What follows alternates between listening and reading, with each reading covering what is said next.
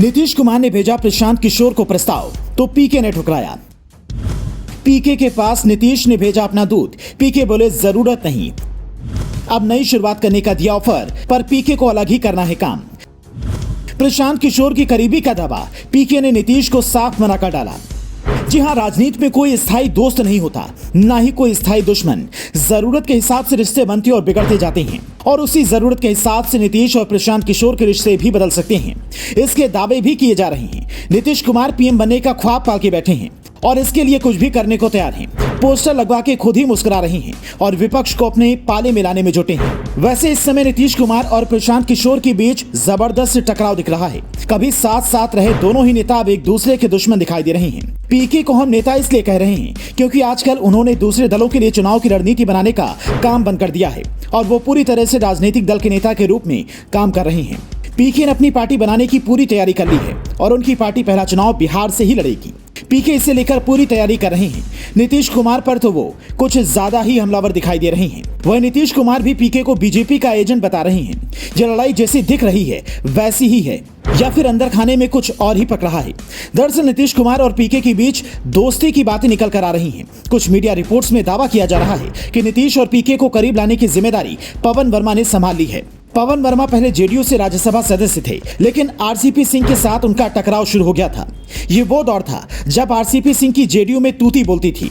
2019 में जब पीके को पार्टी से निकाला गया तो उनके साथ पवन वर्मा की भी छुट्टी कर दी गई थी, लेकिन अब आरसीपी सिंह ही पार्टी से बाहर जा चुके हैं। इसके बाद पीके और नीतीश के बीच दोस्ती होने के दावे शुरू हो गए हैं। कहा तो यहाँ तक जा रहा है कि पवन वर्मा ने पटना में नीतीश कुमार से मुलाकात की। उसके बाद वो प्रशांत किशोर से मिलने पहुंचे। उन्होंने नीतीश का पैगाम पीके को दिया और दोनों को फिर मिलकर बीजेपी के खिलाफ चक्रव्यूह तैयार करने की बात कही।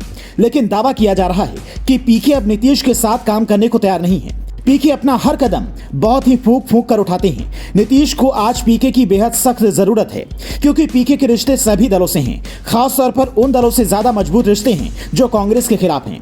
टीएमसी, आप, वाईएसआरसीपी, टीआरएस नेताओं से पीके के अच्छे संबंध हैं। पीके इन दलों के लिए काम कर चुके हैं। नीतीश को मालूम है कि उन्हें कांग्रेस के गठबंधन में ही रहना है। कांग्रेस की मदद से ही वो पीएम की कुर्सी तक पहुंच सकते हैं, लेकिन विपक्ष की दूसरी पार्टियां कांग्रेस से दूरी बनाकर चल रही हैं। उन्हें नीतीश के करीब सिर्फ पीके ही ला सकते हैं। इसीलिए नीतीश पीके को अपने पाले में करने की पूरी कोशिश कर रहे हैं, लेकिन पीके इसके लिए तैयार नहीं हो रहे हैं। पीके के करीबियों का कहना है कि अभी स्थिति ऐसी नहीं है जिसमें नीतीश कुमार पीएम मोदी का मुकाबला कर सकें। नीतीश की स्वीकार्यता बिहार को छोड़कर दूसरे किसी भी राज्य में नहीं है। बिहार में भी उनकी भूमिका सवालों के घेरे में है।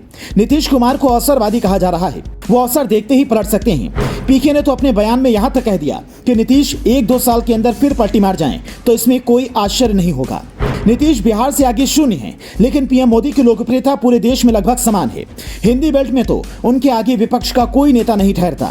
दक्षिण में तमिलनाडु और केरल को छोड़कर सभी राज्यों में पीएम मोदी की लोकप्रियता चरम पर है।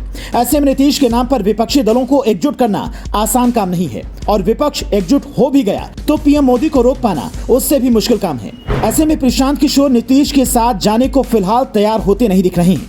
ऐसे में आने वाले समय में पीके के हमले नीतीश कुमार पर और भी तेज हो सकते हैं। यानी नीतीश कुमार के पीएम बनने के सपने के बीच एक और रोड़ा आ गया है। आप पीके और नीतीश के रिश्ते के बारे में क्या सोचते हैं? कमेंट बॉक्स में बताइए और वीडियो को ज्यादा से ज्यादा शेयर करिए।